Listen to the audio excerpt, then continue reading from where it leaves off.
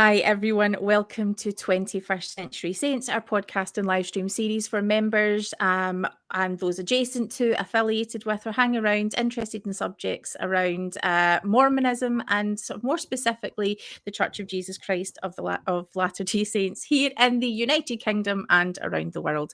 It's great to have you all with us tonight. We send to our audience our love. Sarah is currently working on some safeguarding training right now, so she is incredibly busy for a very good reason. We send her love, but she is passionate about this subject tonight, and also we are giving Ruth some extra sunstone recovery time since it was pretty awesome from what I understand, and I'm insanely jealous that I couldn't be there. So it's really great that we can come round together as this online community and have a chat about the things that are important to us. As always, we want to thank our donors. You have, we're excited to tell you, and we'll be able to talk about it more in December, some really exciting things that we have coming up that your donations and your support have allowed us to do. We are going to be announcing the results, what we've learned from our survey on abuse. And we've got some pretty big things to share there. We also have some plans to build on what we've learned. So we are very excited to share with you the difference that you have made and continue to make in this area. So yeah, thank you to the donors. Thank you to our community. Thank you to everyone who joins in the chat. We really appreciate you. Your comments are so valuable to us. To get personal for a moment, the whole, I think, UK is, we're seeing a bit of a national, what would we call it, exhaustion right now. Mormons in the church are tired here. And so we have sought, I think, as a whole people, lots of different ways to minister to our needs. And for a lot of people, that's Sunstone. For a lot of people, that's going to be Thrive, which is happening. Go check out the Brit Vengers Facebook group. There's a little bit of information on there. The Thrive website. We're going to be having Thrive, the global event in the UK is going to be coming to Glasgow, and we're really excited to be able to offer some ministry in the way of not talking about religion for a little bit and just having fun. Let's talk about the things that we need to hear in our lives that we've kind of maybe missed out on. But yeah, I think we're all very, very tired. We're all very, very stressed. We're all recovering from lots of different types of trauma, and us as 21st Century Saints, I think we're going to be sharing with you pretty soon what that's looked like. I mean, you can see, right? You can see this is the face of a stressed, tired person. So yeah, we're going to talk and we're going to get deep and meaningful in the next couple of weeks. But in the meantime, one of the ways that many Latter-day Saint women look to for inspiration when things get rough is Emma Smith. For a long time, Emma Smith, the name was kind of anathema. We didn't really talk about Emma. And then she suddenly became popularized again, pedestalized, of course, again. And she's kind of become a bit of an icon because people can connect with her story in so many different ways. But there's lots we want to know more about Emma's story. There's lots of myths around her, lots of stories that people want to know what really happened there. So we wanted to speak to the expert. John, you've studied a lot about Emma Smith. So let's introduce you to one of our dearest friends, John Hamer. John, do you want to talk a little bit about who you are, what your background is, and that all those good things? Sure, absolutely. I am so very pleased to be joining your podcast. It was such a pleasure to be able to meet you last year when I was in person. We'd met before online, but to actually be in person in Scotland, and then also to be able to attend the last Sunstone UK was such a marvelous event. And I could totally see what you're talking about. How well, on the one hand, there's a a weariness because of everything and all of everything that has happened, and it seems like in some cases there's no progress, no way forward. But on the other hand, I met so many amazingly hopeful Latter-day Saints of all varieties from the UK at that Sunstone, that it was really exciting how much energy there is there. And I felt that was more true than when we've had Sunstones even here in Eastern Canada, where I thought that there's just a when you have a religion that is so intimately connected to the United States, and then Yes. you have to deal with, I mean, obviously there's a huge British heritage because of the early converts, in Northwest England and also in Wales and Scotland, and yet there's a big difference when you have a church that is so centralized in Utah in this case, and how you're to be from a different country from that. And for Canadians here, I'm coming to you right now from Toronto Centre Place, which is the downtown congregation and church of Community of Christ, the former reorganized Church of Jesus Christ of Latter-day Saints here in Toronto. And so we are like across the border from the US, but a lot of people, it's hard for Canadians and Americans get mixed up in people's minds, maybe the way that Scottish people get with English people. I don't know. I feel so seen. as a country. We're we hear you, Canada. And so we have that sort of that little bit of alienation from being part of not, there's an American church and being Canadians in an American church. And this is also true for Community of Christ, which is headquartered in Missouri as opposed to in Utah. But in both cases, this is the country that it's the first country that the church is organized after the U.S. and then the United Kingdom is the second country.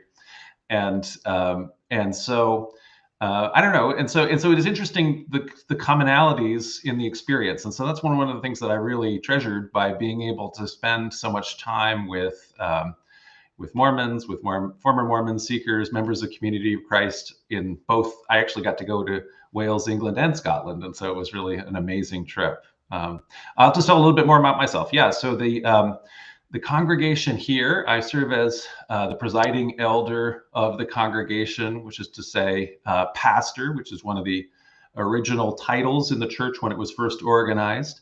And so that fell out of use in the LDS church, but it means essentially branch president.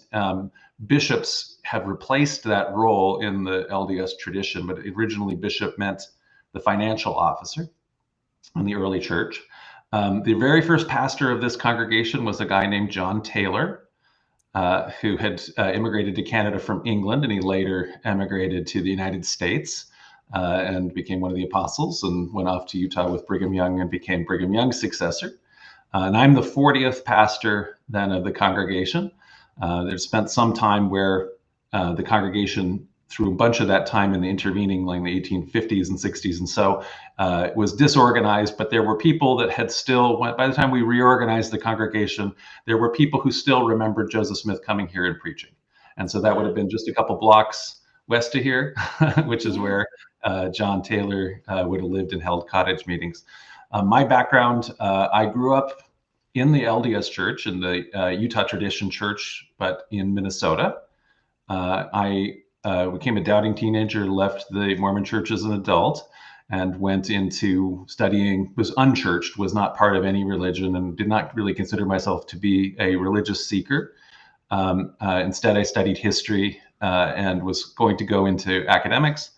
And ultimately, by doing my own family history, I encountered the ex-Mormon community. I started going to Sunstones. I started to, feel connected to my people. I've been part of this ancestrally for 7 generations, this movement.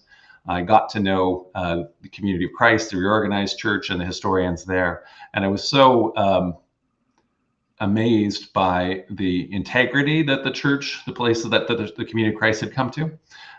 And ultimately felt a sense of calling to membership myself. And so I was formally baptized on April 6, 2010, so a little over a decade ago. And I've subsequently moved here to Canada and become the pastor here.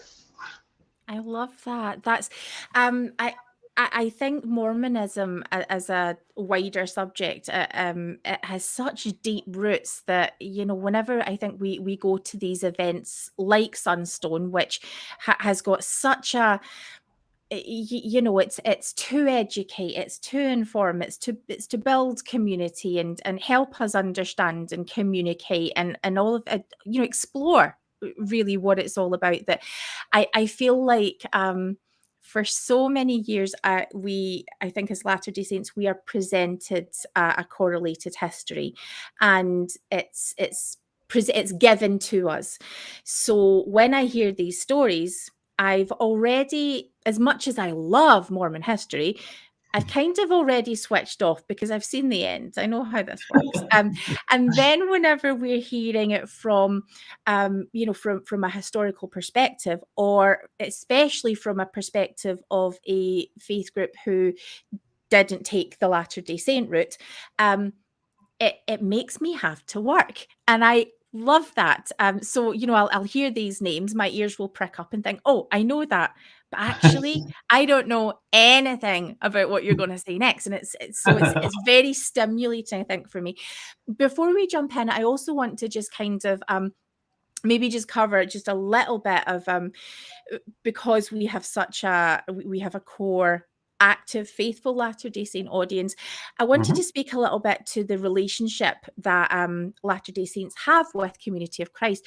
So in the UK, and I think it was the year that you were here for Sunstone was a particularly good year. You were getting to do lots of visits and things. But we also had the pageant earlier this year, where a delegation from Community of Christ were able to go as guests. Andrew Bolton of Community of Christ gave one of the opening prayers for the pageant itself. Nice. And yeah, I mean, I think the interfaith work that we see both faiths engaging in is beautiful. There is still this, I think, perception, because people haven't really heard so much about what happens here in the UK. You know, just it's quite hard to find Mormons anyway in the UK, isn't it? So yeah. So when we're maybe speaking with people about often Sarah and I, when we need ministry, we'll reach out to our friends in Community of Christ who just support and lift us up at times when we really need it, in ways that we don't necessarily get to experience for a variety of different reasons through our Latter-day Saint community.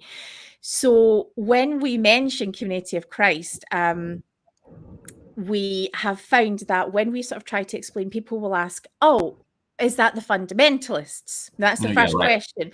And what we then tend to say is, no, Community of Christ is what we would describe, what Sarah and I have sort of connected with as Community of Christ is Emma's church. To us, Community of Christ is Emma's church. So I'm kind of almost going to ask you to explain what I mean by that. But sure, yeah. Tell us a little bit about, so because we're going to dive into Emma's story in a moment. So tell us a little bit about sort of that misinformation, that although a lot of good work has been done, there's still, you know, people don't really know a lot about Community of Christ. Yes. So like you say, there's been an interesting revival within the LDS Church of Emma, but it has been I don't know, it's been like a new, odd hagiography, we say. So when we have a hagiography as opposed to a biography is where you make somebody into a saint, you know, and you only tell good stuff, and you, like you're saying, you're putting them on a pedestal, and it's part of this Joseph and Emma romantic couple hagiography that comes into LDS church-produced movies and statues and paintings and all this kind of thing, that really is weird for people in Community of Christ, because Community of Christ people are the descendants of Emma's church, you know, and the church that Emma was a major opponent of plural marriage, and the modern LDS portrayals just completely delete the plural marriage from the story. And so to the extent that there are now just vast communities of LDS polygamy deniers, so people who deny the historicity, the actual conclusive historical record. So there's a complete historical consensus. Joseph Smith practiced polygamy. All historians agree to that, but there is there's a large, in this day and age, communities that don't care about the historical record, and they have their own ways of apologetics for that. And it's so alien to Community of Christ people to think that the Utah Mormons are now denying polygamy because right. because they're like, what are you talking about? The Utah Mormons are promoting, and so, but that's because we are also out of touch, right? So both churches are out of touch with each other. But so what I'll just say is that yes, so there is a schism that happened in the church when Joseph Smith, the founding prophet, was killed. So there was no clear succession plan that was laid. The largest single faction of the church followed Brigham Young to Utah, and that became the LDS Church. The Emma and her family did not follow Brigham Young, and in fact were quite antagonistic to Brigham Young as the leader of the polygamy faction of the church. And so Emma ultimately reorganized with the Midwestern Saints. Her son became the second prophet of the church in the Midwest, Joseph Smith III.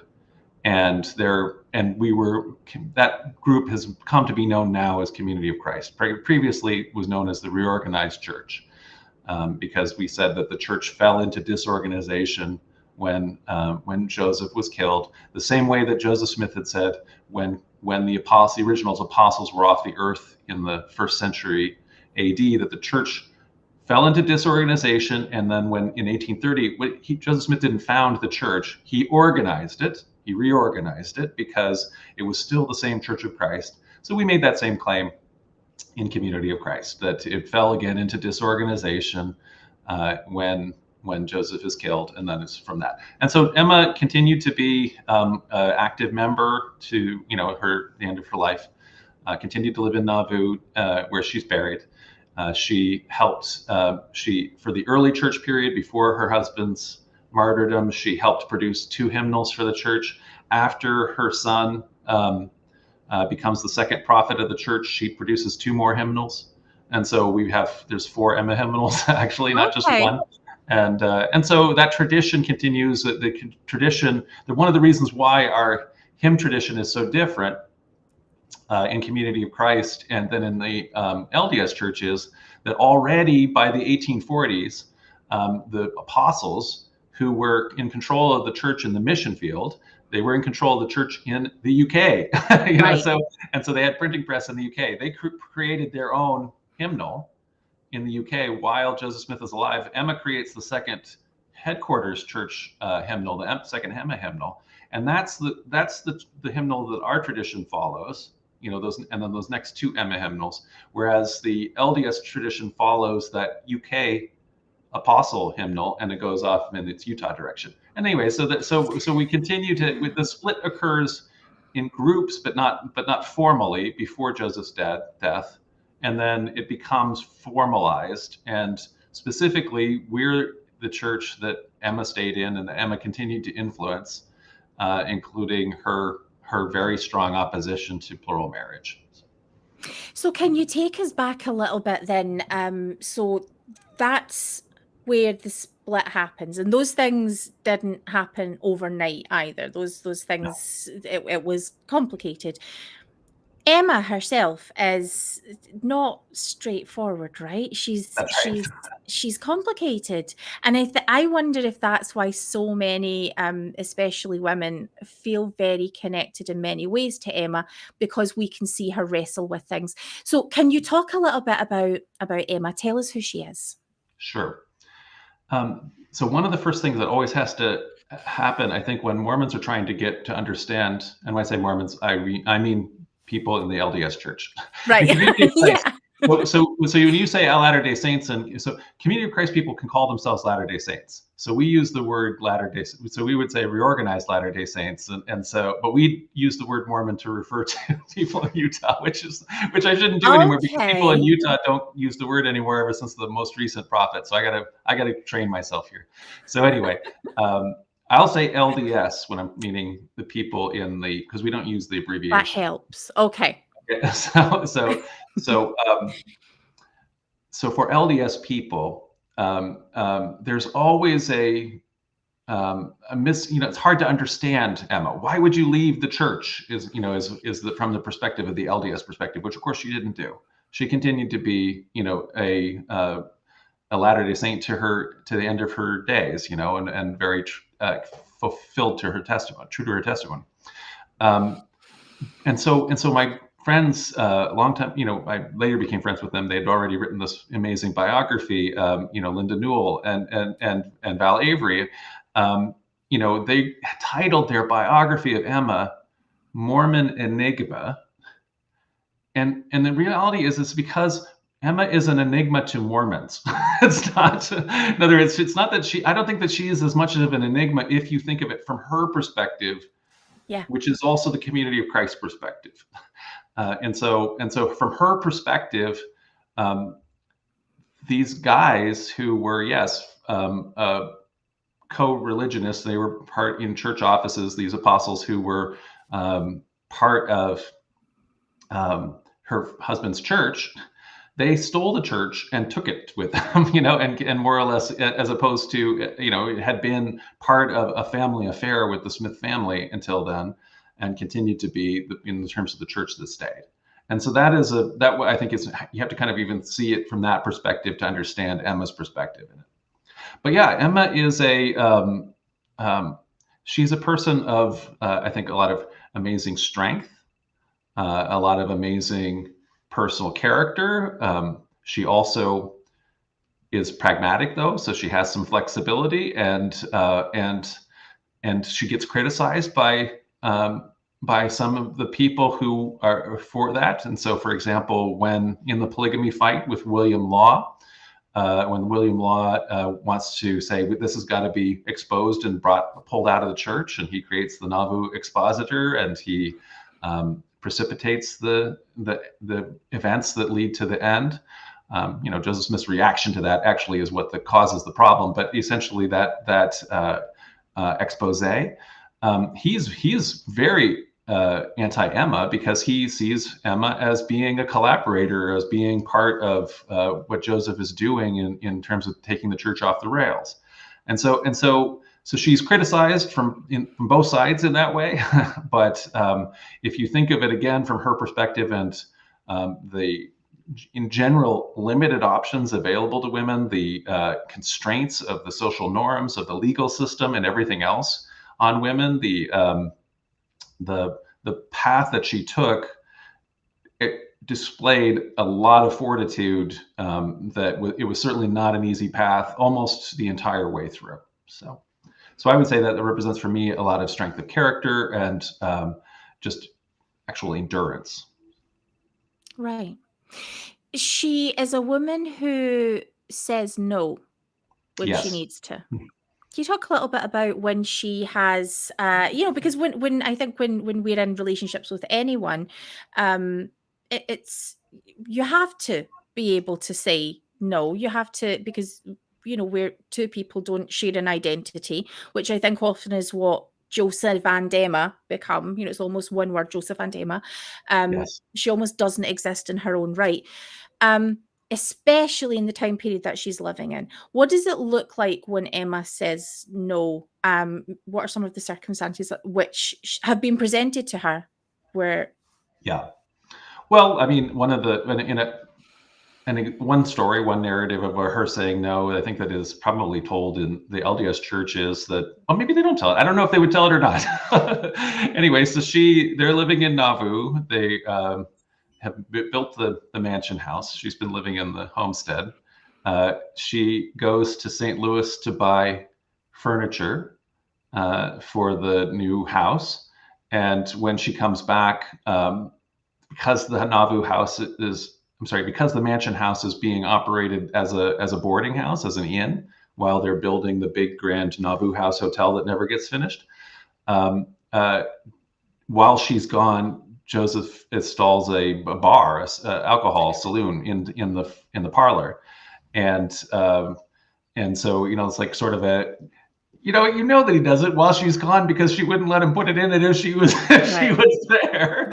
And when she and I think that the story is when she gets back and it's there, she says that's going out of there, and she takes the kids and moves back to the homestead until he gets rid of it, and so he has to put it, he has to move it across the street. So that's an example of saying no. So she was a person who was interested in temperance, the temperance movement. And so the time period, the context for that in frontier, especially frontier American society, whiskey was the main drink, and people are drinking, it's an American version of Scotch, and there's a lot of whiskey drinking, just a crazy amount. and so the temperance societies at the time are advising, trying to get men, especially, who are the worst abusers, to switch to beer, because that's a temperance drink. And so that's why. So, for example, Emma, she previously had said similar things about the spittoons and all of the elders of the church are using all this chewing tobacco, and they're all drinking whiskey and so forth. And so the word of wisdom emerges out of that complaint that Emma has, and that's why it advises barley drinks. It's a regular temperance thing. So you should be drinking beer and not hard liquor like whiskey as the idea. But it's also says very clearly it's still a compromise document. This is a word of a counsel, by way of wisdom, but not by command or constraint as its original. But the idea of it is, again, this is where Emma is influencing the movement. And so I think we kind of go from this vision of Emma, who sort of what's been presented to me is, Emma's wringing her hands about how awful it is that she has to do the cleaning up, and and so Joseph then receives a revelation because poor Emma. But this is a woman who said no, who has been able to say, I don't find this acceptable, and I am willing to make changes based on that. It sort of shows a different Emma, rather than a pleading, waiting for something to happen Emma. This is an Emma who makes things happen. Oh, yeah, absolutely. Yeah, I love that. We have a question about, does Community of Christ consider the word of wisdom as a commandment? No. So I think that, literally it says it's not a commandment. And so the original church, early church, had a kind of a mixed. Occasionally, they tried to enforce it a little bit more, but generally speaking, it is not. It wasn't viewed as a commandment up until, in the Utah tradition, it became a test of fellowship in the 20th century, I think. And so it was not even in the 19th century. You could see again the spittoons in the Salt Lake Temple, in terms of where the apostles are all meeting. If I recall, I'm not as much a historian of late Utah history as that, but in the early church it's not, and it's also not in the in Community of Christ. And so here's how I interpret it, how I read it. So yeah, people are talking about how in the comments here that it's about hot drinks, and then that gets interpreted somehow to you can't drink Coca-Cola, which is not hot usually. I mean, if you drink Coca-Cola hot, maybe that's how people enjoy it in Wales. I don't know, but most people have it cold. But what's the idea there? So this is just folk knowledge, and they're doing what they think is healthy, and so they're just putting into principles. So coffee and tea were relatively new drinks in the early 19th century for Americans. And so as a result of that, there was a bunch of folk ideas that if you have actual hot drinks, that's actually bad for you. And I think they still have that in Germany. If you drink ice, they think it's bad for you if you drink ice cold stuff and so forth. That's a folk idea. And so what I would just say about it is that it's not whether or not the literal things in there are true. That hot drinks are bad for you. No, I don't think so. But rather that it's counseling. Go with actual medical knowledge, and we have a lot more of that now. It's advocating for moderation. It's asking for temperance, bringing balance. That's good philosophical advice for how you live life. I try to live by that. I try not to. One of my greatest vices in terms of food that's bad for you is that I love French fries, and in Canada we have French fries where you interlace it with cheese curds and you pour gravy over it. And so if you thought they were bad for you to begin with, Right. we call poutine, it's bad for you. And so I try to not eat that every meal because I think so it doesn't mean I never have poutine, but it means that, this isn't, we try to have moderation. And so that's how I interpret the word of wisdom. I'll say other people in Community of Christ can interpret it differently. I have a very good friend, the former archivist of the church who actually baptized me. He has never had coffee because he personally interprets it that that's a part of a religious covenant that's important to him. So it depends on how you want to interpret it, and you can have your own interpretations in Community of Christ. It's not a testing fellowship. That was what I was sort of going to make. Yeah, it's not the membership test that it is for Latter-day Saints. And yeah, so I mean, we're doing this episode about Emma Smith, and I knew that this is what happens. This is what we do.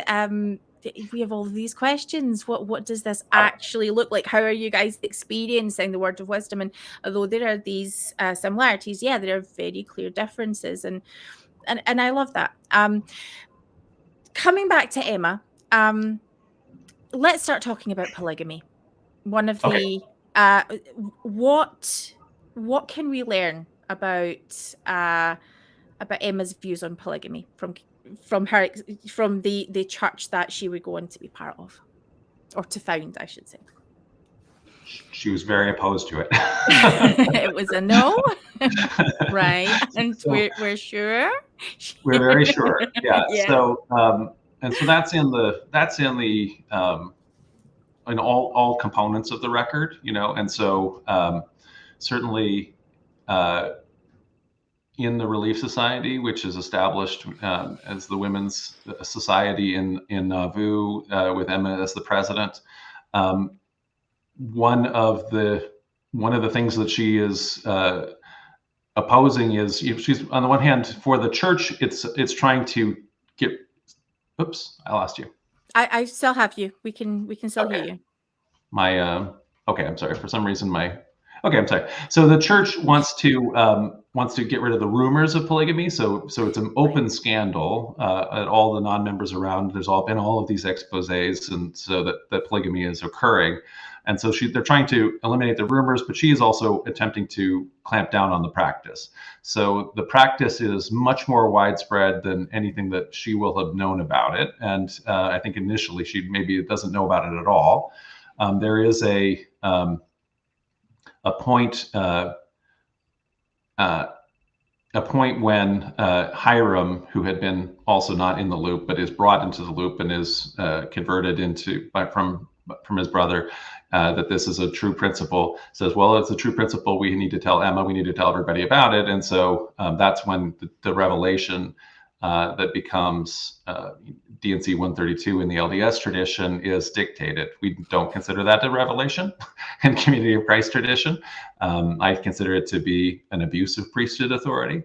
I think that if you read the text of it, it's a problem. And so I apologize for your more LDS members about that, but this is a difference of religious opinion that we have in the two churches. But anyway, that's for me. It's not I think it's worth just giving some space to, though, because so when I've had to make suggestions, I'm much more overt now, but I remember years ago when I've had to sort of bring something up, I may phrase it in to my church leader, in the spirit of Emma Smith, can I ask? And then I would ask the question, okay? And I think in the spirit of Emma Smith, exploring that, I think, is really important. And so many Latter-day Saints are exploring the validity of that historically, morally, and have complicated feelings about it, which I find incredibly exciting. I think if Emma has been presented with this, we can see coercion, we can see absolute spiritual abuse of power, if we were looking at any other organization. So I think Latter-day Saints are, have a lot more sort of freedom now than ever before, because there is so much information out there, and also because we have conversations like this that allow us to ask these tough questions. Do we have to accept it in part or all of it, or and what is really the point behind it? And here we're talking to Faith, who no, that's not something that's part of canonized scripture in Community of Christ, right? No, it's not. So we have a very particular process for canonization, and that includes that the prophet of the church, who's calling. So we're all called to be prophetic people and to receive personal inspiration, revelation, continuing revelation. That's one of our enduring principles of the restored gospel.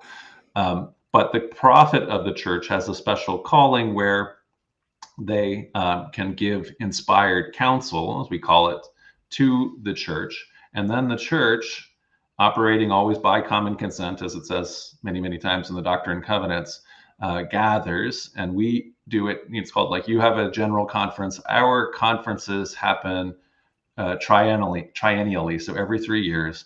We elect delegates, and the delegates become essentially like a global parliament for the church. And our global parliament, the World Conference, is the highest body. And so the prophet of the church submits the inspired counsel to the conference. The delegates mindfully discern that, considering their role as prophetic people, is God calling us to add this to our canon of scripture? And then when if we do, we usually do. If we do, then that becomes a new section of the Doctrine and Covenants. And so we add sections to the Doctrine and Covenants quite regularly. But nobody ever brought D&C 132 in the LDS tradition, that document, to a general conference, to a world conference of the church. And so it hasn't gone through a canonization process the way that would be necessary to make it scripture. Does this mean there's still time for us to get it in there? Yeah, I mean, exactly. I think it's off the table. Good. I'll just tell you, good luck. Yeah.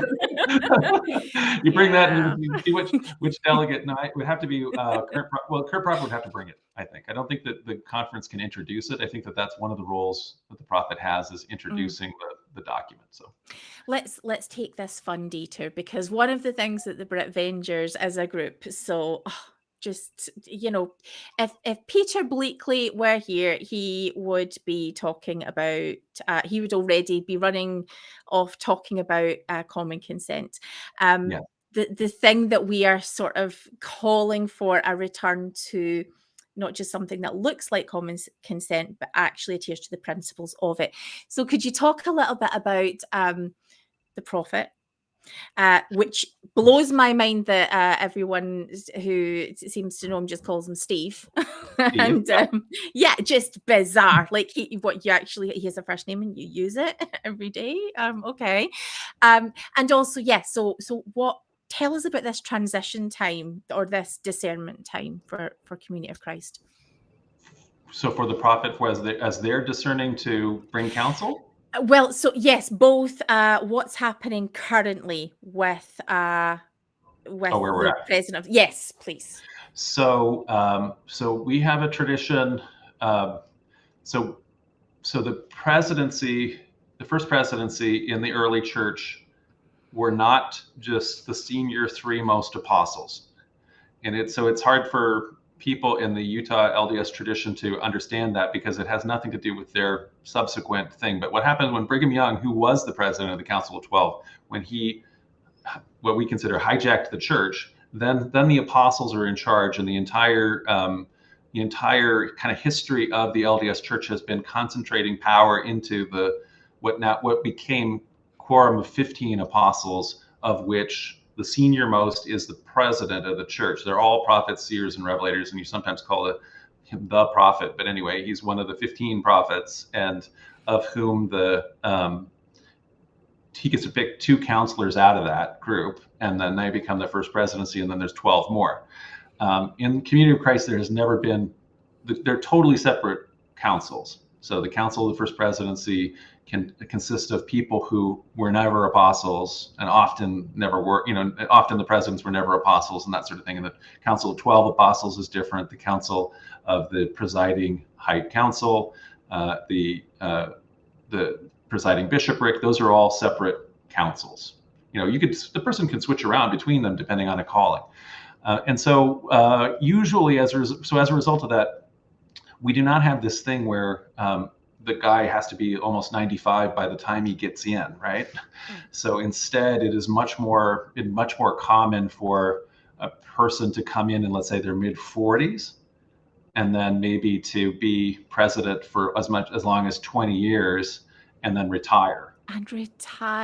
Oh, and that's certainly what has been happening more recently. So in modern times, my lifetime, I would say. So the last of the Smith prophets, prophet and president Wallace B. Smith, he retired, I think, in 1996. Continued to be emeritus prophet of the church. So he's only the great grandson of Joseph Smith. It's amazing how close the generations are, and he only died last month. And so he passed away after a wonderful long life and just an amazing life. And so he has continued to be the emeritus prophet. So the next prophet and president, Grant McMurray, was not a Smith.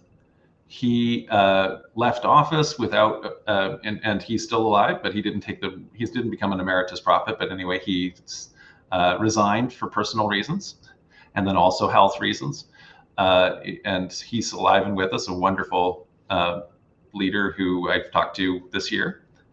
And then in around, I'm not a dates person, let's say in the early 2000s, I just barely gave a lecture on this on Sunday, but I have the dates written down when I'm doing it. So let's say 2005. Yeah, 2005. Steve Veazey then, after so it's a worldwide discernment process. Everybody in the church is praying, and who is God calling to be the president and prophet of the church? So we think about that. We think about what are the qualities needed. We think about who are people who have given amazing ministry. This is how we understand and discern callings. So callings don't happen entirely like in this top-down way, but it's like you also, in your congregation, we don't just automatically give everybody, all males, priesthood at a certain age. It's rather individuals within the congregation. You're sensing, oh, this person is really fulfilling the ministry of a deacon, which is to say that they are making sure that the building is all, really set up for worship, that they are regularly preparing the emblems for the sacrament. They are the person who is on Zoom doing your Zoom technical setup, those kind of things. And so no matter what age they are, a person could be called to be a deacon and serve that role, right? In the same way, no matter what age you are, you can be called to be, let's say, an evangelist, and so, which is to say, a patriarch. And so, patriarch evangelist. And so, this person is really providing this kind of deep spiritual, and I sense a calling. And so, you write that, and you write that to your pastor, and the pastor also then prays about that with the pastor team, callings that are sent on to the mission center president and so forth. But the point of it is, for the prophet, we all did it, and we are all doing it again because this is happening right now. And then right now, the way the process is working and the way it worked last time is that we send those senses of calling to the Council of 12 Apostles, and the Council of 12 Apostles right now have been delegated to be kind of the arbiters of that, the facilitators of that. So they're going to ultimately pick between all of the different possible candidates who God is calling to be the next prophet. And so we should know fairly. So that happened in 2004, 2005, when Steve Veazey became the president. Steve Veazey announced his retirement earlier this year. And then And then much more sadly, he has subsequently been, he was subsequently hospitalized and then went on a medical leave. And that medical leave, we don't know the details of it. And it's been kept personal by the family, and we respect their privacy, but he is on a medical leave that is extended, which means that he is not going to, so we are thinking of for him and just as a person, and he's continuing to be in our prayers. But in terms of the who is God calling, the process is going to go on without him. So I really love the idea that well, you have someone who's, sort of the figurehead, someone who's holding that calling. It's okay to say that you're prophetic people, but when the expectation is, well, are you going to tell us what's going to happen next? You're retiring, isn't this your job? You are a prophet, and they're like, well, yeah, use your discernment. You're all going to figure this out. And that's to empower a people to make those kind of decisions is incredible. And there isn't the tension around those decisions that I think you may see in other organizations for some reason, which is just spectacular because all views seem to really be respected. Well, we've had tension. So I Right. don't want to, it gets fractious sometimes. Yeah. We certainly had like our big tension in the 1980s. And so that was where, Tell us about that. You see, yeah. I So see tensions and disagreement because we don't have it. I see it so healthy. And that, yeah, some people will I mean, not be we have tension now too. I so don't yeah, want to say it without, but it was yeah, very fractious tension in the 80s, yeah, right? So let's in talk the about that. 80s, so as a people, as a church, we were going through what lots of folks in the UK who are LDS right now are very aware of, which is the kind of faith crisis that happens when you have your traditional sacred stories that you kind of thought were history, and then those get confronted by actual history. So when you have been reading in the manuals about or seeing LDS videos about this very perfect um, cherry-picked view of what the history was like, and then you actually read the history, then that causes can cause a faith crisis. And because the RLDS church leadership was much less suppressive of academic information. Yeah. In other words, because it was much more open. It was not perfect, but it was more open to embracing, let's say, conclusive academic truths, like the Book of Mormon is not a historical account. So Book of Mormon historicity is not an open question. So the Book of Mormon is like some of like books like Tobit or Genesis. Doesn't have the characters are not historical figures, and so when you find that out, that rocks a huge amount of people's faith, and so we were going through that in the 70s and 80s, and there were people who were more equipped to say, okay, I'm going to be informed by what these new academic disciplines of history and literary criticism are telling us. And it also corresponded with greater educational opportunities for regular members who were engaged in critical thinking and wanted to be part of a worldwide community. And they were prepared to give rid of some of their provincialism. We're the one and only true church with this very narrow view, and instead wanted to be, say, no, we can share something of what our background is with the whole rest of the world without saying everybody else is wrong. So there was that group, which I call the progressive wing. And then there was a traditionalist wing that became reactionary, that was saying, no, this is literal history and we have to do things the way we've always done them. Those camps became very solidified through the 60s and 70s and early into the 80s. And then the breaking point for the traditionalist camp was over ending discrimination in priesthood ordination on the basis of gender. And so the church had always refused to ordain women, and then they stopped that policy. And then when that happened, that was a bridge too far for many of the traditionalists.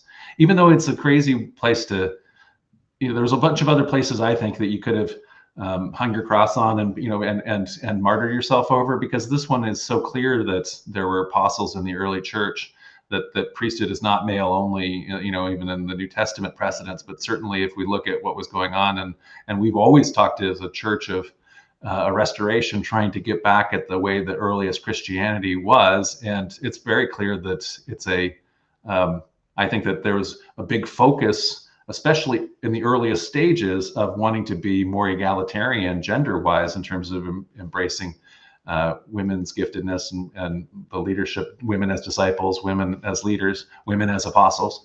And so women as deacons, we had all of those things in the early church. So I don't think that was the place that you should have drawn the line in. There could have been other places you might have done it, but anyway, that's where they drew the line.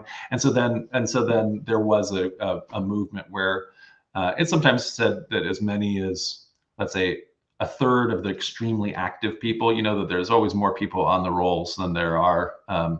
So it's a fraction of what the number of people that are actually on the membership rolls, but it might have been a third of the really active people who formed their own congregations that are not part of the denomination. So, and they call themselves the Restorationists, and that's again confusing because aren't we all sort of restorationists? But we sometimes also call them the RLDS branch movement. So the independent RLDS branches, one of their biggest denominations within that is called the Remnant Church, and that is confusing now because there's a LDS group called the Remnant. So right. It's much bigger. They're not related. so that's kind of what I think about if I did not know that Community of Christ existed and the journey that took, and I'm thinking about what would Emma's church look like, and we would imagine that there would be a church where people could say no, that tensions would happen, that perhaps, yes, relationships may even end, but that those discussions would be robust. Worthiness. Tell me about worthiness in Emma's church. So, yeah, I always have to remember that this is a thing. There are people out there in this world who have forgotten that this is a thing. I know. So yeah, that is not a central focus, in Emma's church. So I know that there's. Sometimes I say, when I tell people that I'm a pastor and I'm the 40th pastor, going back to the first John Taylor and things like that, and they say, well, is that sort of like a bishop? And I'm like, yeah, that's sort of like a bishop. Except for then I'm reminded that, oh wait, no, bishops do these worthiness interviews where they are policing you and trying to, even inquisitive, be an inquisitor to you, and that actually has consequences, because you can be barred from your daughter's wedding or whatever, because in the temple and that kind of thing, if you depending on how you answer. So no, we don't do that. There is not there are not worthiness interviews. There's not. There is. So there's a couple differences in practice. So we have a distinction between member and priesthood that we probably need to start to get rid of, but we are still maintaining that, just to explain the practice of where we're at. And so the early church did not have automatic priesthood ordination for all males. Like when my great grandfather first joined the church in 1832, I think he was ordained to be maybe a teacher first, or maybe a priest first. But so in other words, it wasn't that everybody immediately became an elder if you're a certain age, or you're a 16-year-old, or it's a certain age. These are all adult callings, but not everybody is called into them, right? And so only some people are called into them. So people who are an elder is either somebody who can, let's say, take charge of a congregation and be like one of the congregational leaders, or there's somebody who are sort of missionary focused and are doing outreach. And so again, those would be where those callings are. So for priesthood, there's another set of guidelines that are not, we wouldn't call it worthiness, but we could call it that as you are a representative of the church, there are guidelines for what you should be and shouldn't be doing. And so, so one of the guidelines is as a person in priesthood. So I hold a priesthood calling of 70. And so as a 70, I'm not supposed to be openly criticizing and condemning church policies because I am upholding those policies as a representative of the church. I can have personal disputes with those, and there are forums for that. And so we're going to have, for example, later this month, we're going to have a congregational business meeting, which will be a legislative business meeting. And so if I am opposed to this or that policy, I could make a legislation to that.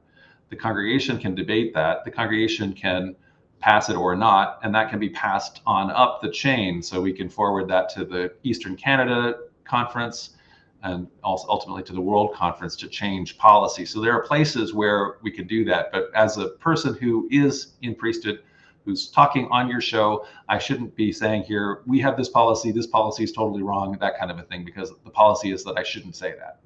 So I have that. If I wasn't in priesthood, if I'm just a member, which is not just a member, members are members, and there is nobody, and we have servanthood leadership. And so members, though, are not made that additional covenant where they have to adhere to that policy. So members are quite able to criticize all of our policies without any problem. And so there's no, it's not, there's not a lot of issues for, in my opinion, as far as I know, in my experience for worthiness. So if a person, I guess, is just being consistently dishonest in some kind of a way, that maybe there would be a way that we potentially could revoke membership. Certainly there are people who, if you are in priesthood and you openly, openly break some of the policies or whatever, you can have your priesthood removed, but you're still a member. So that's the closest we have to worthiness. So in terms of the role of a pastor as opposed to a bishop, when somebody is in some kind of a spiritual funk, you're in a place in life where you're having any kind of a problem, you've had a terrible relationship issues, you're in the midst of, maybe in the midst of a divorce, you're don't know, your job doesn't feel meaningful for you, you're perfectly invited to come and talk to your pastor, and I will provide what spiritual counseling that I'm able to do if there is a situation where, where we're talking about something where there's your mental health is at risk, and then we would advise you to, then go into actual professional counseling, so it wouldn't be that I would think that I could answer all of these questions, because sometimes there's an underlying issue that would be beyond my expertise. But certainly would try to provide those kind of spiritual counseling, but it is not something that I, as an inquisitor, am asking, are you doing this and that behavior, and that we don't really actually focus on those kind of thou shalt not commandments list. Instead, we uphold an enduring principle of the restored gospel of responsible choices. So we're called to discern what's the responsible choice here in this situation, and so I could help in that discernment process that the individual's having, and saying, I don't think that'll work out well, but okay, let me hear you out, that kind of a thing, or something. Yeah. Well, interestingly, and I'm aware that there's some questions here. We'll ask you in a moment, but just on what you were saying, I mean, I'm aware that in the UK, in Community of Christ, the young adults have have been working on a resolution, have been working on something that they would like to bring. Perhaps could potentially be seen as a something that would be related to morality, and they are receiving assistance in wording and thinking about what that would look like from people who may hold completely contradictory views, who have leadership positions, who hold priesthood, and yet they are assisting the young people of the church to be able to say, look, we want to discuss this. We want to bring this up and really evaluate, do we need to make changes to how this works? And it's so healthy. No one's threatened. The only sort of thing that I hear being discussed is making sure that everyone can have their voice heard on it. And it's incredible. Could I then, so first of all, how many members are in Community of Christ? Do we know the answer to that question? The member rolls, I think, as we cited, is 250,000, so 250,000. And do we know about the UK numbers, just out of curiosity? I don't know about the UK numbers. There's a good few, but there are a good few. Yeah, there's congregations around. I think as people from Community of Christ get to come up and visit with me in my home, and you know, we sort of extend invitations if anyone's visiting. Does anyone else want to come? I guess I am the Scottish outpost, or this place is the Scottish outpost. So Mary is asking in relation to the Book of Mormon. So was it just a made-up story by Joseph Smith? Is the Book of Mormon the basis for the church? Could you speak a little bit to that? Sure. Absolutely. The Book of Mormon is the basis for the church. So that is what attracted everybody to begin with. There was no missionaries going around teaching a first vision story, what we now call the first vision. If anybody in 1832 was going around and talking about Joseph Smith's first vision, they would have been referring to the first time that the Spirit comes, later Moroni comes and talks to him about, it's just because the other story wouldn't have been known. And so certainly that would have been what excited my ancestors and to join way back then. And so what we have is a misunderstanding in modern times about sacred story and history. And so the modern academic discipline of history really wasn't even invented back in Joseph Smith's day, or is just beginning to get rolling. And certainly the people in the backwoods of upstate New York were not trained in it. And so people in general in the past simply assumed that most of these things written down, most of the things in the Bible just happened. And so most people didn't have any awareness of the difference between what we might call now historicity, which is a modern idea and concept, and just simply a sacred identity story, what we might think of as a myth. Whereas the Bible does include all kinds of, there's much more historical kernels behind a lot of the Bible. Almost nothing in the Bible as written, if you're going to do a rule of thumb, it is not a history. That didn't happen. So the things in the Gospels, especially more or less nothing in the Gospel of John, so the question is sort of like, well, is the Gospel of John just made up? So we have this idea that, when we say, well, is that a true story? And we now somehow mean, is that a historicity story? Truth, historicity is not truth.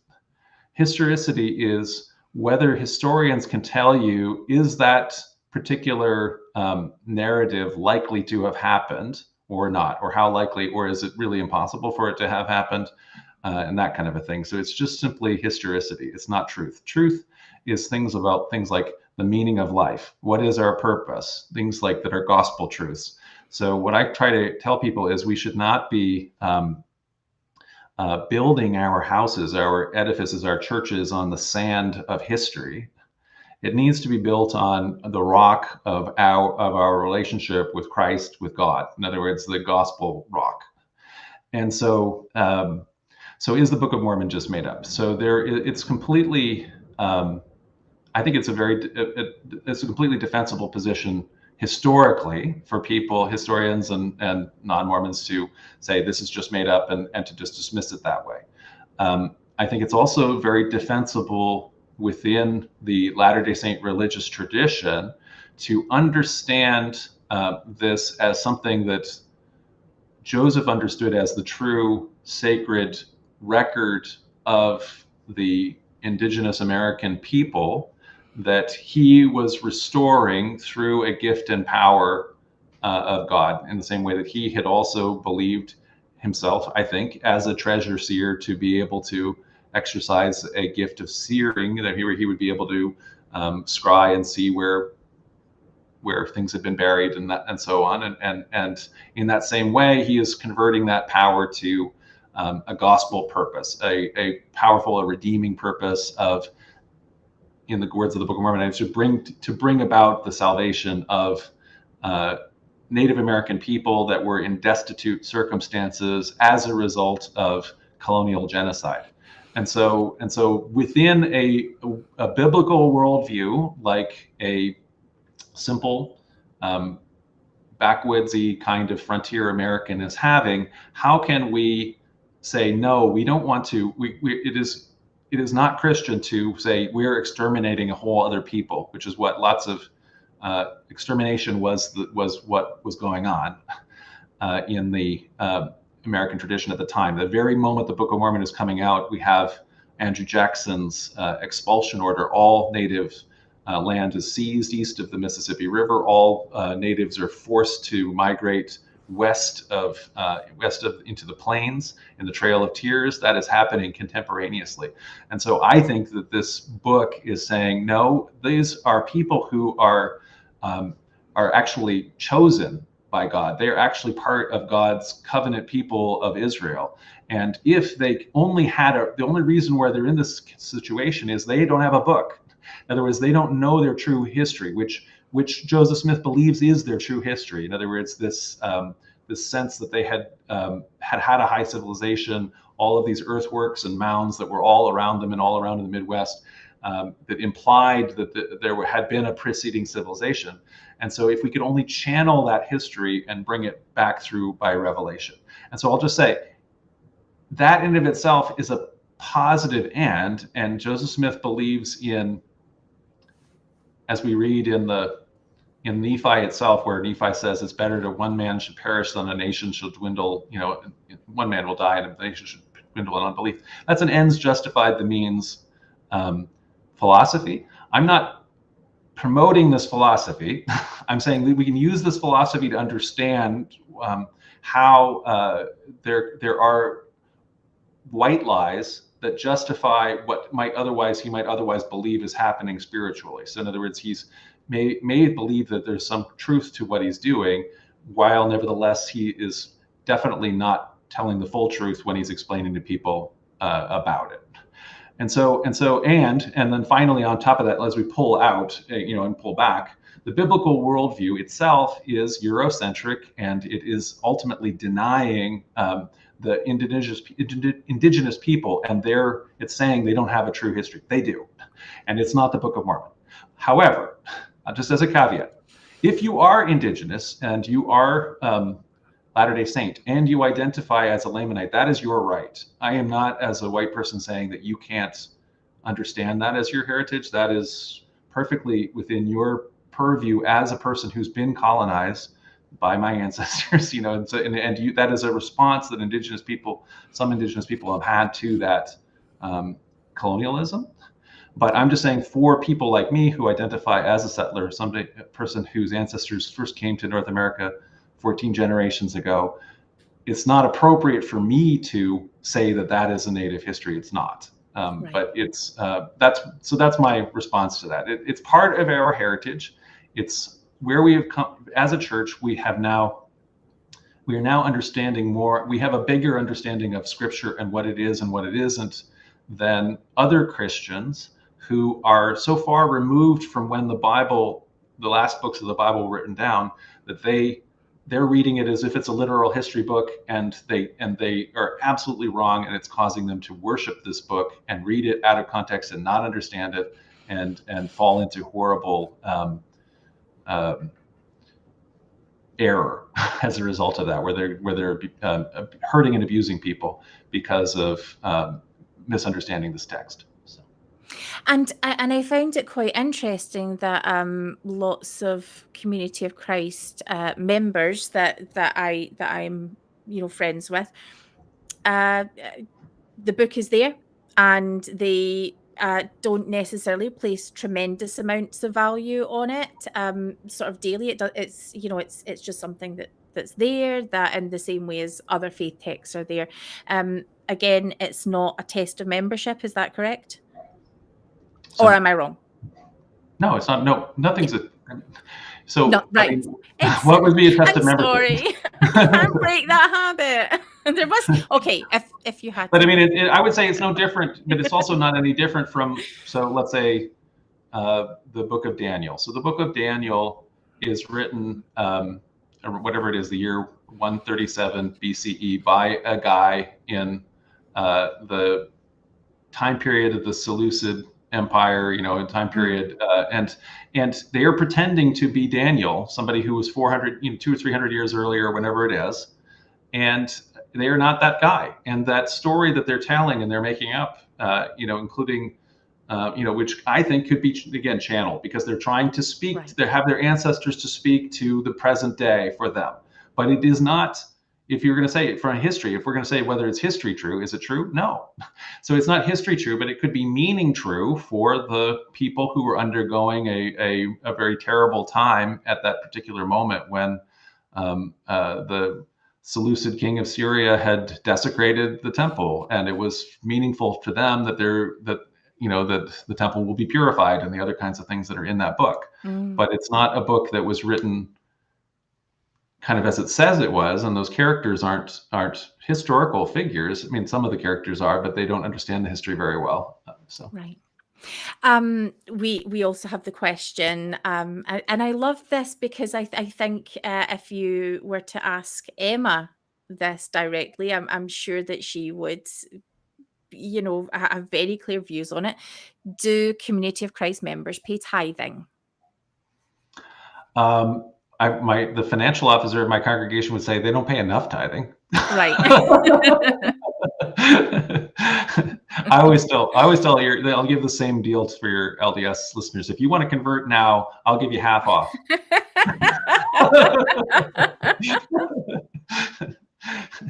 But no, so we pay tithing again at what we consider to be, let's say, we're to discern how you would pay tithing according to your true capacity.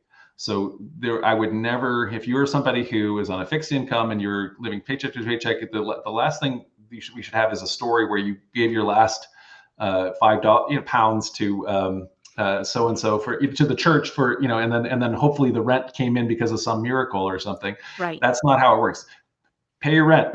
In other words, that should be the first focus. And indeed, even in terms of your giving, when you are in a different, in a good, healthy condition, you also, there are many charities. There are ways that you can give your time and your money to things that are really meaningful to you in your community right now.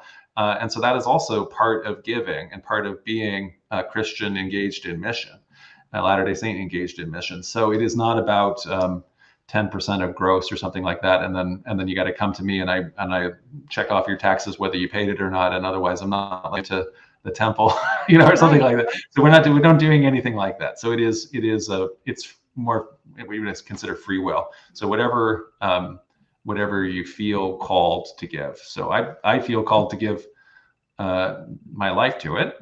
So and to me it's to me, I think that what we're doing is so meaningful and important for both my people, the Latter-day Saint people as a whole, and also just our place in the world and what we're helping with, that this is also what I'm given. That's what my will's set up for, right? So I don't have children, and I'm all in. But you don't have to be, So it depends on what you feel is your sense of. I love thinking about a historical Emma who is able to see needs on the ground, with her friends who are discussing what needs are, and in what way can we meet these needs, whether it's the church or whether it's sort of more broadly poverty, and they get to work and they are using their skills. They are coordinating. They're using their time, and yes, finances come into that. The resources come into that. But I love this this concept of it's not just coming down to the money. It's not coming down to the checks. And there are no checks made about that.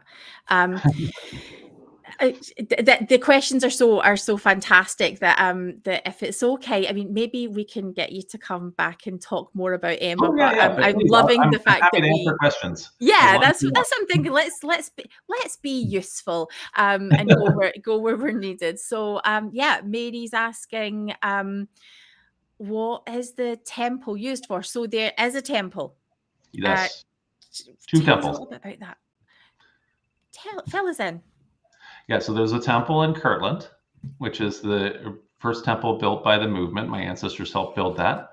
And then there is a temple in Independence. And so the temples are not used for the primary thing I think that LDS temples are used for. So which is to say the different, let's say the Nauvoo endowment that's based on, sort of the Freemasonry, and then also sealings, which is based on plural marriage. So we were opposed to plural marriage, and so that's not what it's about in terms of that.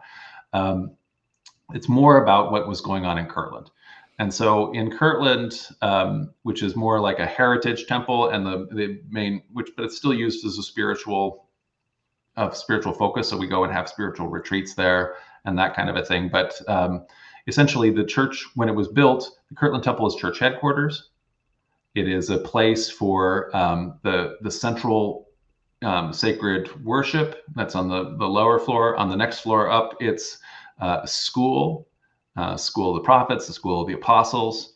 And so the idea of it is that when all of our lay ministers, all of our elders who are going to be sent out, and they're not all just 18-year-olds, but anyway, everybody who is of any age who is going to be providing ministry, they are come into the school of the prophets. We say the temple school, we call it now, the temple school, and they're trained in how to do that kind of ministry. How do you scripture courses, understanding like literary criticism of scripture, basics of ministry, other kinds of those kind of temple school courses. And that is understood as being endowed with power from on high, both in terms of being endowed educationally, but then also spiritually endowed. And so that's like the original word, what endowment actually means, as opposed to ritual, right? And so we still have that sense of being empowered spiritually and especially educationally as a temple. And the temple also continues to serve the one in Independence as church's headquarters, and it continues to be a place of very special spiritual focus where we come together for a big, it would be like a big worship service, and it's solemn assembly kind of worship service, and then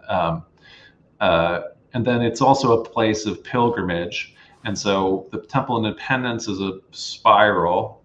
And so in the same way, I think that this is one thing that is a little, so there's progression that goes on inside temples in the LDS church. So you are, it's not, anybody can go in the temple. So it's not forbidden to anybody. But anyway, so you kind of are going on the worshiper's path, as we call it. And so you enter through an archway that it represents the sacred grove. And so but the sacred grove is not something where Joseph is getting some kind of exclusive authority to be the dictator of the world, but rather it means that every person can be a spiritual seeker, and God responds to all of us, right? And so, and you go through it, and the imagery on the inside immediately is the burning bush. Same thing in the restored covenant as in the old covenant. So Moses, is also, seeking the divine. So we're all seekers, and we can then be on this disciples' path, the worshiper's path that takes us into the inner sanctuary as we kind of cycle, but also aspire, right? And so that's so there should be more of that. And then the temple there should be more pilgrimage, but we need to, I just feel like the temple is so important that we should be using it more than we do as a people, but we, we don't use as much as we should, but we need to be using it more. But the other thing is that the temple is dedicated to peace. And so we have a special focus, I think that, again, especially descends from Emma, of being a peace church. So there are so many times when we tried to build a utopia in Kirtland, in Missouri, in Nauvoo, but we did it with just real kind of contempt and antagonism for our neighbors. And so, when the early saints were running around Independence, and they were talking to these frontier guys, they were telling them things like, the world is going to end in like 5-10 years, and all of the property of you guys, you Gentiles, is going to be gathered up to the saints, and you're going to all be burned up, and we're going to own all of this, and this is going to be the capital of the world, and that kind of thing. Just really sweet stuff that was making them really loved by all their neighbors. How to make friends. Yeah, and it got very obnoxious in the Mormon-Missouri War period, when troops led by Joseph Smith and other church leaders formed illegal militias, went to neighboring counties, sacked the towns, burned the towns to the ground, stole everybody's property, and consecrated it to the church. So that was not good with the neighbors. And that's similarly in Nauvoo. And so as a result of those failures, so those were all failures, including Nauvoo, Emma, who continues to live in that ghost town, her son, Joseph III, who has to grow up in a town that is this amazing ghost city of his father's visionary failure, I think sees we can't keep doing that. What we need to be doing we need to actually have a peace focus. And so that if we're going to build Zion, it has to also involve living peacefully with our neighbors.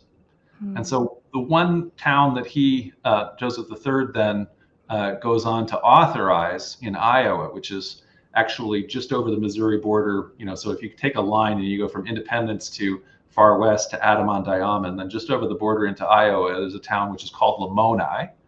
And if you know your Book of Mormon, you know that Lamoni is the pacifist king, of the anti-Nephi Lehis, the guys who said, we're not going to keep taking up arms and being a threat to our neighbors. We're going to make Zion peacefully. And so that is where the church's, our version of BYU, so the church's university, which is built on land that was given by grace by one of the important women leaders of the 19th century church. And so it's called Graceland University. And subsequently, because Elvis named his estate that, it gets confusing for a lot of people.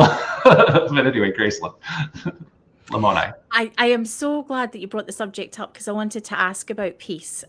So thank you because that is a huge focus. So the temple is dedicated to peace. And so we have a prayer for peace every day. That was why I went on that tangent. Yeah, no, it's appreciated. So we have a couple of questions. Do you send people on proselyting missions? So not proselyting missions, and it's not a thing where all kids have to go do it, or they'll get social pressure and stigma if they don't do it. There's nothing like that. So if young people feel called to that, we have a auxiliary organization called World Service Corps, and it's about service. And so they'll go, and you can do something where it's like a heritage service kind of mission, where you are going to Kirtland, you're going to Nauvoo, and you're doing guide work for people who are coming there. But that kind of a thing is also, you're also getting college credit, because we bring history professors who are teaching you the actual history, so that you can answer the guide, as a guide, the real story of what's going on, and that kind of a thing. So that would be one of the things. Or you can be going to World Service Corps would be doing other things, where we go to, let's say, a developing country and be assisting in whatever they need locally there. So there would be would have that kind of a service mission for younger people. And then in terms of being like a proselyting mission, what we really are focus on is kind of getting into community with people. And so I mean, technically, this trip that I would have had to the UK last year, that's, I guess, like a missionary trip. But I wasn't going around when I was visiting with you, Jane. I wasn't, like, this wasn't the hard sell where I'm like, okay, well, you've had the first 3 discussions, so I'm going to challenge you to join this trip within a week or something, right? So Yeah. we're very bad. I would just say the thing that the Community of Christ members are worst at is proselytizing.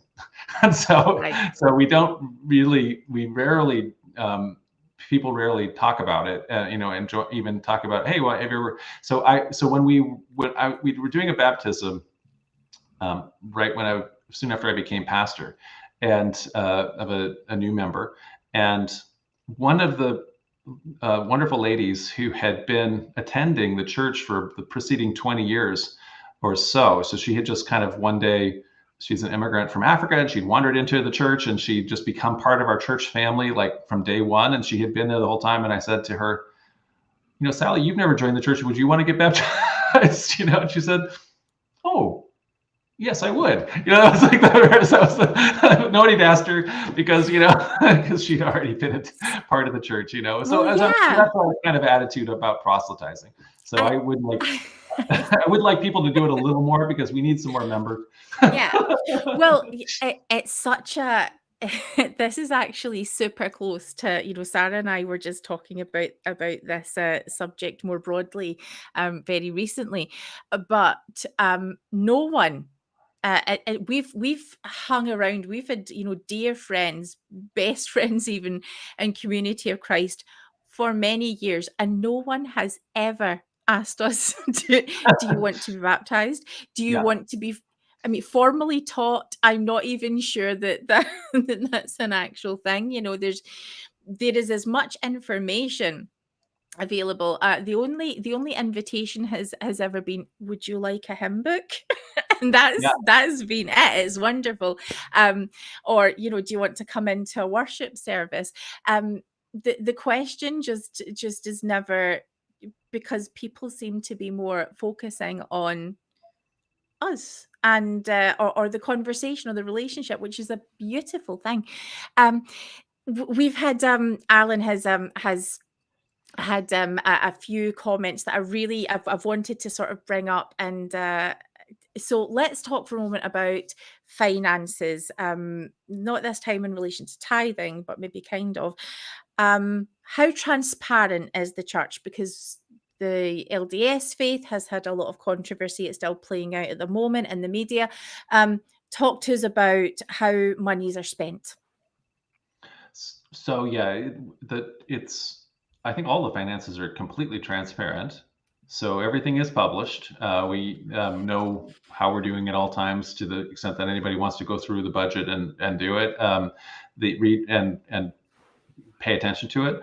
I can certainly say that goes all the way down to the congregation level. So one of the things, so we're having 2 business meetings. The first one is a legislative one, but then we're going to do the annual business meeting where we give all the members the whole budget, everything that we've spent, everything that was taken in, and members just decide on the priorities, even whatever we want to do as a congregation. So here in Canada, this congregation is legally organized as its own charity. It's a sub charity of the national church, Community of Christ in Canada. And so this members are legal members of the charity, and we're all, and we can do our own priorities pretty, it can be pretty wildly different. So unlike a LDS Church award where it is a franchise where everything is programmed, congregations do not have to have a building. They do not have to meet on Sunday. They can be meeting, on Saturdays, and primarily have their primary meeting be a service thing that they all do together, or or meditation. They are all legacy congregations that meet on Sundays, but they don't have to be. So you can choose that in terms of your priorities even. So it's very open, and there's a lot of freedom to what it would be like. And so it's very transparent. We have had people are probably aware in the LDS tradition that we've had some financial struggles. So as the church's membership has grayed especially in the developed world, where more where people have more freedom to give tithing and are able to have more resources to do that. That has led to like a budget decline, and specifically one of the issues was, like many, let's say, North American corporations, like let's say General Motors, when you had this thing where you had a pension plan, and then General Motors is a much smaller company than it was back when it controlled 70% of the U.S. market or something like that. Back in the when your pension was bigger, you end up having this unfunded thing for when the pension, as people lived longer than you thought they were going to, and so that has been like the main financial operating issue that we've had. That is now, we're supposed to be past that as of this year. So we've been on a transparent financial plan in order to be living within our means and planning for the future as a church. The church is in no financial difficulty in real terms, because the church has vast assets in terms of property. And so people sometimes in the LDS church think that the Community of Christ is going to go bankrupt or something like that. It's not. That's never been the problem. The problem has simply been in operations. So the church will be around forever. But yeah. And Sarah and I, even just, it was last month, the UK Community of Christ were having some discussions about structure and finances and business, that type of thing, and how not just were there local meetings happening to ascertain and to get feedback from members, but also to make sure that as many people could attend and be part of that process as possible. It was happening online too. Sarah and I got to attend, as we do. Of course, we shared our thoughts, and the fact that those are sought after, welcomed, and valued, and as part of a broader conversation is just incredible. Jane's baggage is just about to enter the chat. So just to be personal for a moment. All right. Hello. It's just lurking here, purring away in the background. So for my experience, I think is similar to many people throughout the world who have care responsibilities, or who have physical disabilities, whether it's age or whether it's mental health needs. I often cannot leave the house because my care needs for my son. And to have a community, a faith community, which is able to function in the way that I would need it to, and the way other people can access worship, it's not something that I have been able to experience in my faith community, and I'm very vocal about it. Quite often we find people who retire and have to move into retirement homes. Their whole lives they have been active, very, very active, very social members of a church. Not necessarily just the LDS church, but when you move into a retirement home, things change. You don't have that same ability to access community, and the world moves on without you. Yeah. And so this is one of the things that sort of I've been struggling with for many, many years, because of course these things tend to not hit out of the blue, although they do sometimes. We can see when it's coming. Everyone's going to get older. Everyone is going to have some kind of barrier at some time in life that means I can't get to a congregation on a Sunday morning when traditionally congregations work. So would you speak to me a little bit about the idea of a church without walls, a congregation without walls, and what your congregation is doing to meet global needs? So we were definitely, as a congregation, struggling with that exact issue that you're talking about. So this is an old congregation. Like I told you, historically, it goes all the way back to the 19th century. But it was also an old congregation when I came here. So when I joined the church in 2010, and came to this congregation. So this has been my congregation. It's going to be my congregation my whole life. This is the average. I think the median age when I joined then became 79 because I brought the age down. So then, so when there was one younger woman, younger than me, and she then had a baby, and so I was the third youngest. And so we were struggling because a lot of our members were having those kind of mobility issues as seniors. So in some cases, they're in assisted living or not able to move. And then also we'd had members who had to travel a long distance to come into the city. And that was increasingly difficult as they felt it was less safe for them to drive at a certain age. And so we in 2015 launched therefore a online service, and so we called it Beyond the Walls, and began to build a community where we could have the same kind of service that we had always maintained. So the congregation, despite being small and graying, actually had a very rich tradition of having amazing speakers. And so even if there were not that many people in the pews, there was a very professional service. And so we wanted to be able to show that and share that more broadly. And so that kind of became the nucleus of our service, but it was born out of our needs. And it was also at a certain point, then that was originally just a monthly service. But at a certain point, our Sunday service, we had fewer people who were able to come and be our speakers because of all of those issues that you're talking about at aging. And we had developed so many members who were members all around North America especially, but also somewhat in Europe. And so as a result of that, we voted a year before the pandemic to merge our online service and our local service. And it was primarily an act of necessity so that we could have members who were leaders of the elders who were not in Toronto, they're in Missouri or Texas or wherever they all lived, so that they could preach. And so that was necessary for us, but it ended up creating a hybrid experience early. So we were there early. And then also we had pressured and pushed the denomination.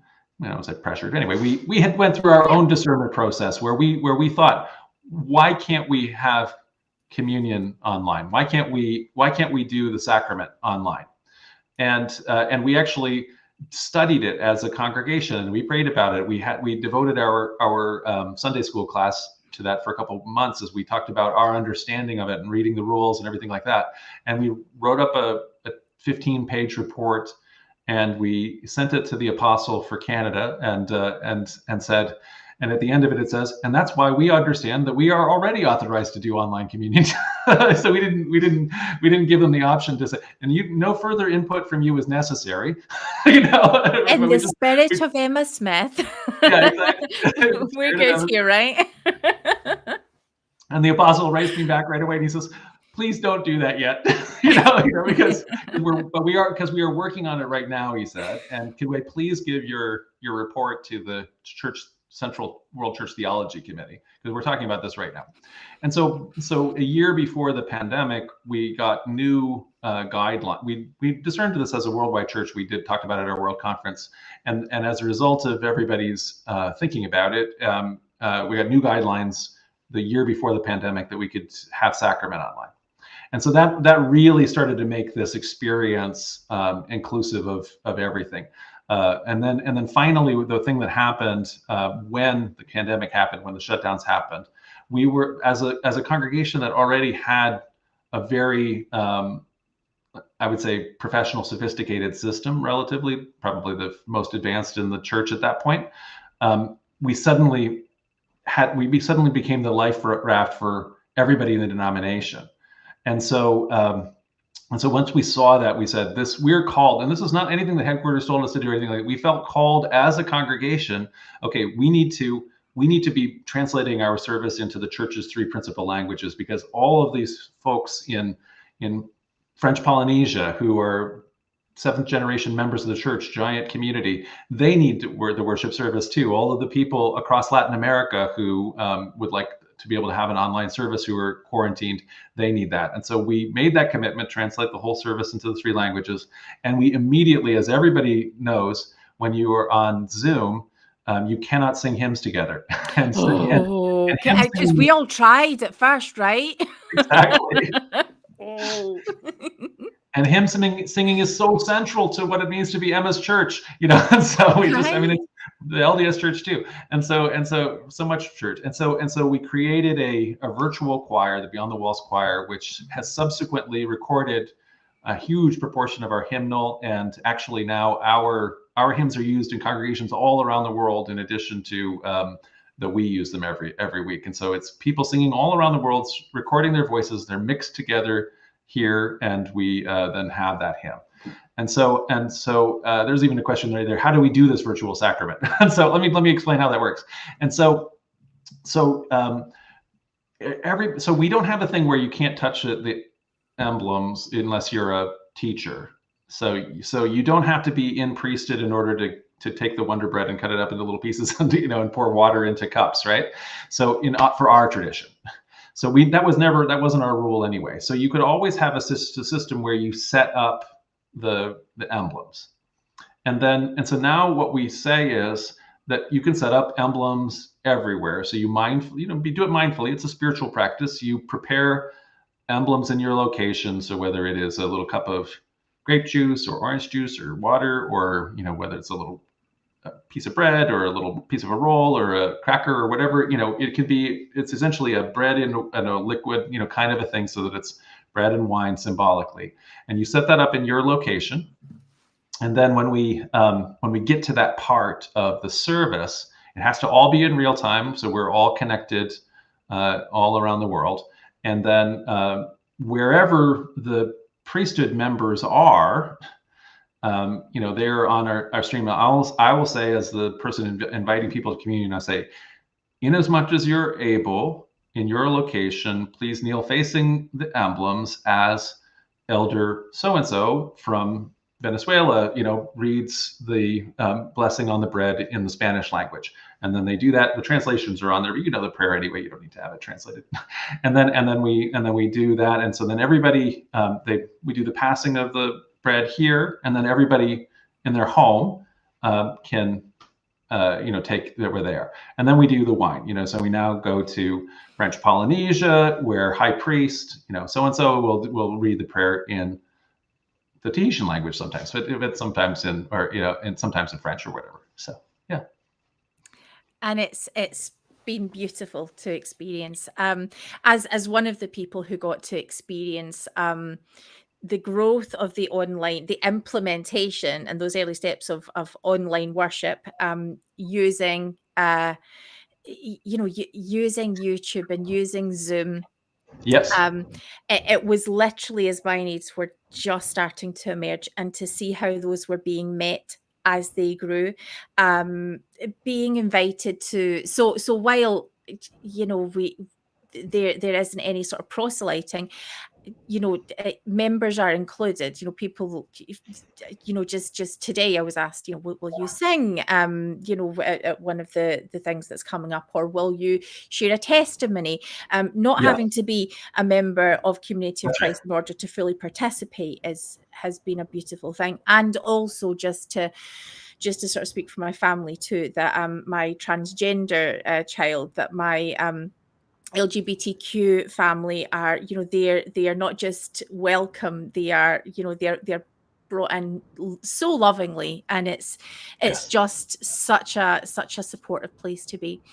We are definitely running out of time here, so John, is there anything you want to tell us as we come to a close? Anything you'd like to share with us?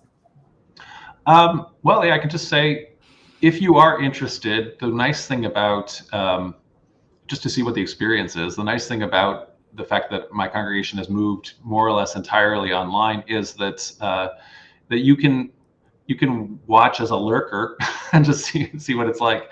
And so our website is Centerplace, spelled I think the UK way as well, but the Canadian way, CENTRE, centerplace.ca for Canada. Uh-huh. And that'll take you to like a sample service, including we have restoration, when we have services where we focus on the restoration. We've done Emma hymn festivals where we are doing the historic hymns. We did I did a special Christmas service a couple years ago where I was able to preach from the pulpits of the Kirtland Temple.